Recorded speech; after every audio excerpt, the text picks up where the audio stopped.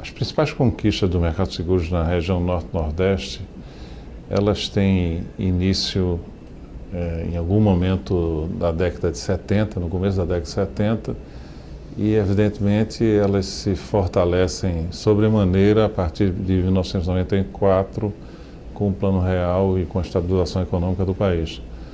O Nordeste sempre foi uma região pobre, uma região que você pode caracterizar ela dentro de um quadro de desigualdade regional como uma das mais pobres do Brasil à época, né? E o seguro sempre foi um instrumento importante de desenvolvimento econômico e social, na medida em que ele representa um fator de proteção para as famílias e para as empresas. Tenho a impressão que a partir de 70, né, o Brasil passou a ter um crescimento econômico mais forte, né, interrompido pelas duas crises do petróleo, né, mas eu acho que isso aprofundou o desenvolvimento dos seguros na região. Os seguros com maior índice de penetração, eles não diferem do resto do país, né? Você tem de um lado a questão do automóvel, né, que na medida em que a indústria automobilística se expandiu no país, o consumo, né, a compra de automóveis se expandiu, é um seguro que se expandiu também em todas as regiões de uma forma bastante igual. É claro que no Nordeste, por ser uma região mais pobre, o índice de cobertura da frota talvez não seja igual das regiões Sul e Sudeste. Aqui você tivermos 27% da frota coberta por seguros, no Nordeste provavelmente você vai ter 23% ou 24%. E no mais, os outros seguros, os mesmos que crescem fortemente no país, são os líderes e crescem no Nordeste, que é o caso principalmente da área de pessoas, né, da área de vida e previdência. A violência é um fator impeditivo ao crescimento de seguros, na medida em que ela tem vários efeitos sobre a economia e sobre o comportamento social das pessoas. É claro que a violência, sob o ângulo do seguro de automóveis, ela representa um obstáculo na medida em que você tem indicadores de roubo e furto de veículos muito fortes no Brasil todo, no Nordeste não é diferente, né? Isso causa problemas às seguradoras, né? E, por um outro lado, ele também às vezes força o dono do automóvel a comprar o seguro, né? E nós temos vários outros fatores de violência que afetam a economia, afetam a sociedade, o seguro, assaltos a bancos, roubo em lojas de varejo, tentativas de assassinatos. É um rol sem fim, infindável de problemas que a violência traz. Então, essa questão da violência urbana, é fundamental que ela seja combatida, que haja uma solução para essa questão, para que isso possa trazer melhoras para a economia como um todo, não só para a área de seguros, mas para a economia como um todo. A difusão da cultura do seguro, ela é um instrumento importantíssimo que as seguradoras têm, principalmente através do Sindicato das Seguradoras do Norte-Nordeste, que eu presido desde 2002. Há um trabalho de articulação fortíssimo junto com todos os sindicatos de corretores de seguros na região Norte-Nordeste, são 13 estados. Essa articulação compreende também a Escola Nacional de Seguros, a FUNESEG, e o objetivo desse projeto de difusão de cultura do seguro é levar a todos esses estados, sem exceção, né, palestras, simpósios, workshops, que tiver alcance de ser realizado, que possa trazer informações, possa trazer conhecimento, possa ajudar na difusão da cultura do seguro.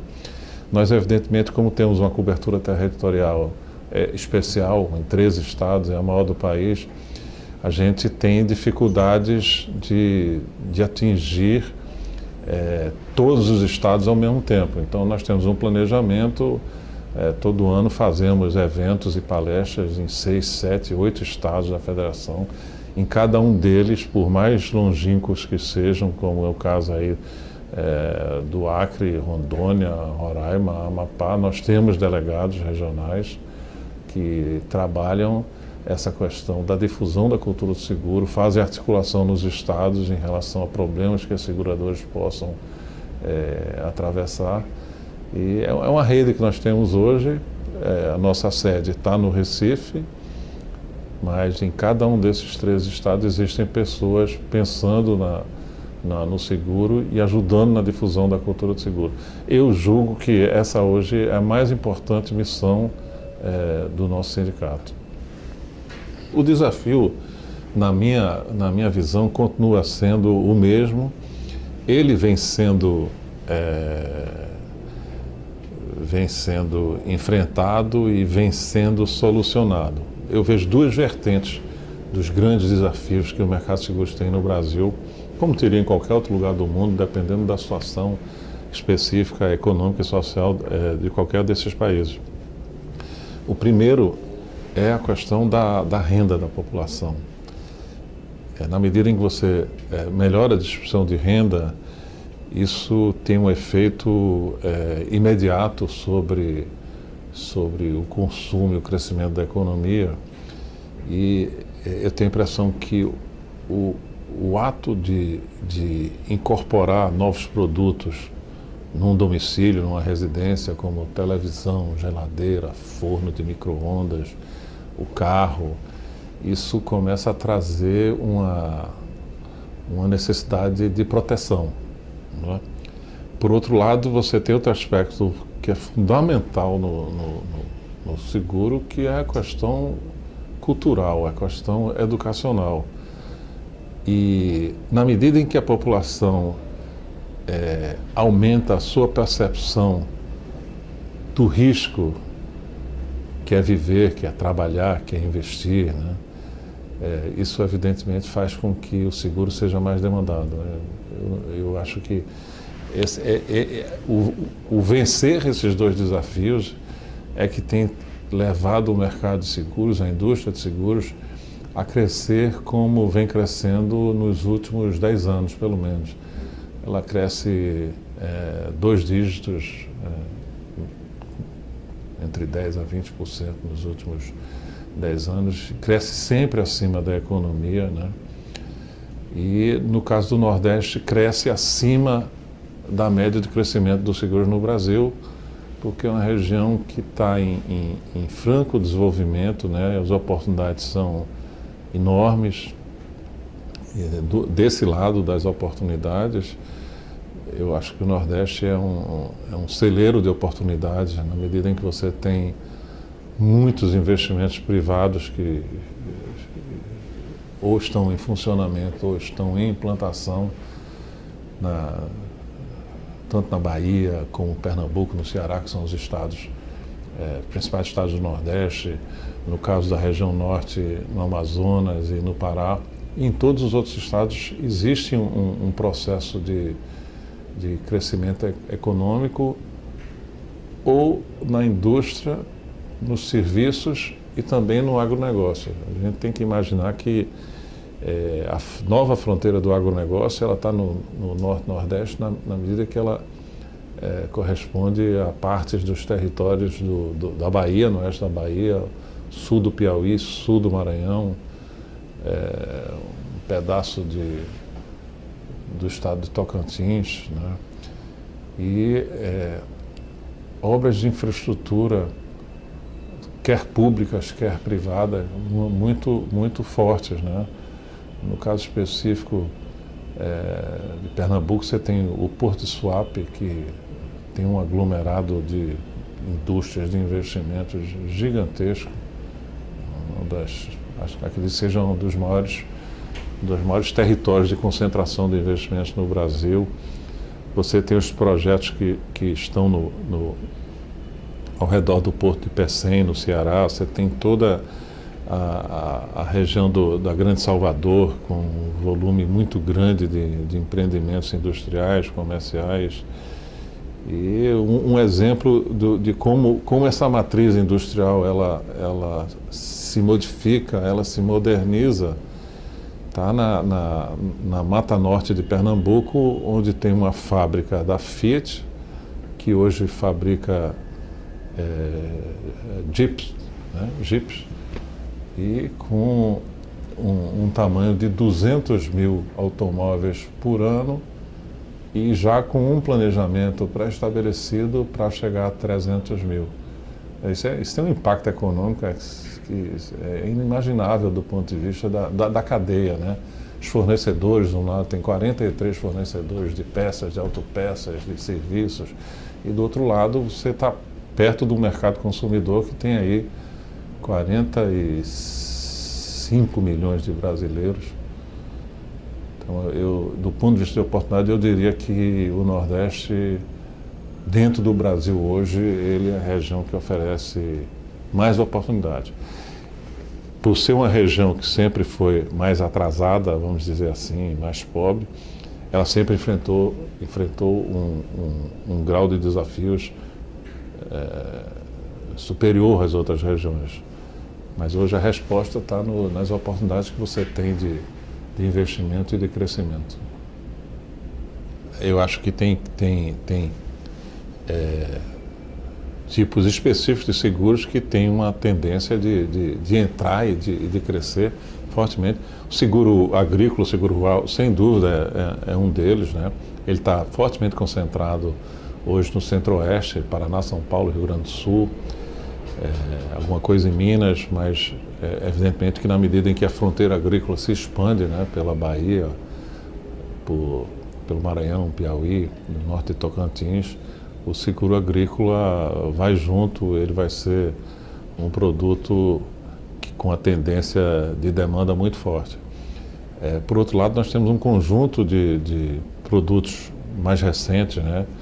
Eu falaria especificamente da questão dos riscos ambientais, que com um grau de crescimento e de desenvolvimento, principalmente industrial, como o que se vê no Nordeste, evidentemente que os riscos ambientais passam a ser uma preocupação muito grande das empresas do ponto de vista das suas políticas de sustentabilidade. É outro tipo de seguro que tende a crescer, e aqueles seguros que têm a ver, evidentemente, com todo o processo de desenvolvimento econômico. Quando você mapeia um investimento, antes de você iniciar a construção de uma fábrica, você tem o seguro de responsabilidade civil dos empregados que estão naquela construção, seguro de saúde desses empregados, o seguro garantia de performance das obras. E aí isso vai crescendo e incorporando a cobertura de outros riscos específicos das áreas industriais. E eu vejo que é um momento muito, muito importante para o Nordeste, na medida em que você tem esse conjunto de investimentos que reverberam na economia e na sociedade fortemente. Em determinado momento, que eu acredito que tenha sido em 2005, 2006, 2007, a FENASEC passou a integrar o Conselho de Desenvolvimento Econômico e Social da Presidência da República, através de seu presidente, à época, que era o Dr. João Elísio Ferraz de Campos. E a presença da FENASEG ela foi importantíssima na medida em que correspondia à importância que a indústria de seguros tem para o desenvolvimento econômico e social do país. Eu fui indicado pelo presidente João Elísio por 2 vezes para integrar, no âmbito do Conselho de Desenvolvimento Econômico e Social, o grupo de trabalho para a infraestrutura e para o desenvolvimento, que cuidava dos principais aspectos que diziam respeito aos investimentos na área portuária, na área aeroportuária, nos transportes rodoviários, ferroviários, um conjunto de investimentos de infraestrutura programados à época, que deram origem, se eu não estou enganado, ao PAC 1. E uma das coisas interessantes foi que na primeira reunião em que eu estive presente, representando a FENASEG, representando o presidente João Elísio, A reunião foi coordenada pela então ministra da Casa Civil e atual presidente da República, Dilma Rousseff. E o que nos chamou a atenção nesse momento e na reunião subsequente de diretoria da FENASEG, nós fizemos um relatório e apresentamos, foi que pela primeira vez, e eu tenho a impressão que isso era 2005, pela primeira vez alguém do governo com a responsabilidade que tinha de coordenar o Conselho de Desenvolvimento Econômico e Social falou da necessidade de privatizar aeroportos. Sempre esteve no nosso radar. Nós somos empresários, investidores, né? Entendemos que a livre iniciativa é o caminho para o desenvolvimento, para a modernidade, para a sustentação da democracia. Nós sempre acreditamos na privatização de diversas áreas de infraestrutura, mas essa foi a primeira vez que isso foi ventilado publicamente. E você vê como as coisas são lentas, né? Se a gente está em 2005, estava em 2005, hoje estamos em 2015, são 10 anos. E nessa área aeroportuária, o que é que a gente tem de importante que tenha sido concedido para a iniciativa privada? O Galeão, mais recentemente, Cofins, Guarulhos, Congonhas, tem mais um ou dois, quer dizer, ainda Brasília, né, evidentemente, existe ainda um campo enorme para investimentos nessa área de concessão de infraestrutura aeroportuária, e nós que somos usuários, né, dos aeroportos, que passamos parte das nossas vidas no ar, né, a gente passa a verificar que os aeroportos eles se transformaram, eles se modernizaram, eles melhoraram o atendimento ao público. E só voltando atrás, acho que foi importantíssima a presença da FENASEG no Conselho de Desenvolvimento Econômico e Social. Evidentemente que existem eventos e registros muito importantes do ponto de vista da participação do presidente João Elísio à época, no que toca a melhora no ambiente econômico do nosso setor, né? Algumas questões de regulamentação que evoluíram tremendamente, né? Não pode haver setores da economia sem algum tipo de regulamentação, mas ao mesmo tempo você não pode ter excessos regulatórios porque eles travam as empresas, a possibilidade de crescimento e, por outro lado, dificultam a vida dos consumidores. A principal contribuição do seguro é aquela de fornecer proteção, tranquilidade, garantia, de ser um instrumento de previdência no seu sentido mais amplo. Não falo só da previdência complementar aberta, mas de um caminho para tornar as pessoas mais previdentes, né? Que se planejem mais em relação aos seus futuros. Eu vejo sempre o seguro, não só do lado do ponto de vista econômico, mas eu vejo ele como um instrumento pedagógico fundamental para o crescimento do Brasil. Nós temos deficiências gigantescas na educação, não tenha dúvida. Um país de 202 milhões de habitantes, com 8 milhões de quilômetros quadrados, é um verdadeiro continente, mas sob esse aspecto, né, além do seguro ser um instrumento econômico preponderante, fundamental, eu vejo esse instrumento pedagógico que vai alertando as pessoas para a necessidade de se planejar, de ser previdente, de proteger não só as vidas, a saúde, como o patrimônio que essas pessoas adquiriram. E hoje, fundamentalmente, o futuro das crianças, do ponto de vista da educação, da saúde, do futuro patrimônio dessas crianças, da garantia e da proteção dos enormes ativos empresariais, industriais que nós temos no Brasil como um todo. E acho que o seguro, nesse aspecto, ele é de uma importância assim que talvez a gente não consiga imaginá-la. Certo? Nós temos os números aí, o seguro participa com 4 a 5% do PIB, o seguro tem 470 bilhões de reais de reservas, mas eu acho que ainda há um caminho enorme para o crescimento da indústria. Você compara com os países que têm alguma semelhança econômica com o Brasil, mas que ainda tem uma participação dos seguros muito mais forte, os países desenvolvidos, no caso específico da América Latina, o Chile, né? E do ponto de vista do volume de investimentos que você tem uma relação aí que para o crescimento econômico, para o desenvolvimento social do país, fundamental é que as seguradoras, as reservas das seguradoras, elas representam poupança de longo prazo, que é um item, um produto que falta ao país. Né? O país não é um país completo economicamente, tem várias deficiências. Hoje a gente está atravessando um quadro de dificuldade, mas a formação de poupança de longo prazo era fundamental para o desenvolvimento e para o futuro do Brasil. Em 1943, quando a Companhia Excelsior Seguros foi fundada, né, o ambiente de seguros, o seguro ainda era um instrumento, vamos dizer, incipiente, né? E de lá para cá, evidentemente, ele vem numa tendência de crescimento que eu acentuei no começo, que ele tem alguns momentos assim de mau crescimento, que foi na década de 70, que corresponde a um período de crescimento da economia brasileira, como também a partir de 94 com a estabilização econômica.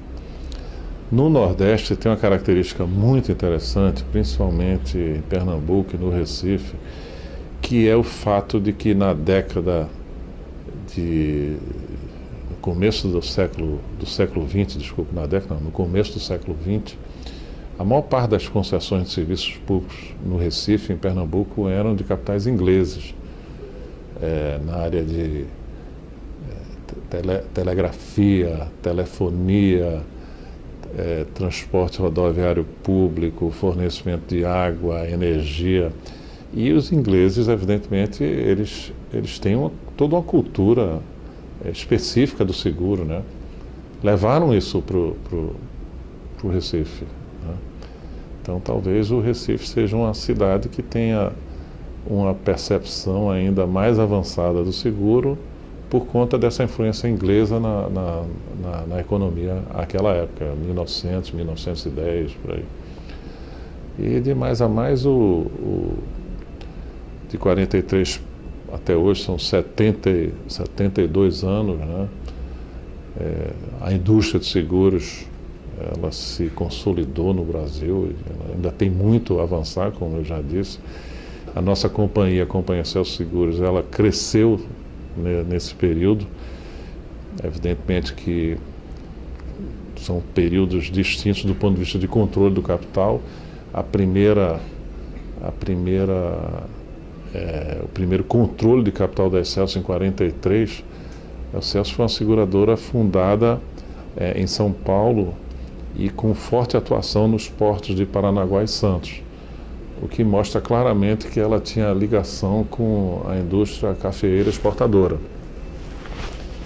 E uma coincidência da história, né, é que nós encontramos lá nos primórdios, nos primeiros livros de acionistas da Excelsior, como fundadores e acionistas da empresa, duas pessoas que têm muito a ver com seguros. A primeira foi o Dr. João Ferraz de Campos, pai do Dr. João Elísio Ferraz de Campos. Ele assina em Paranaguá em 1943, se eu não me engano.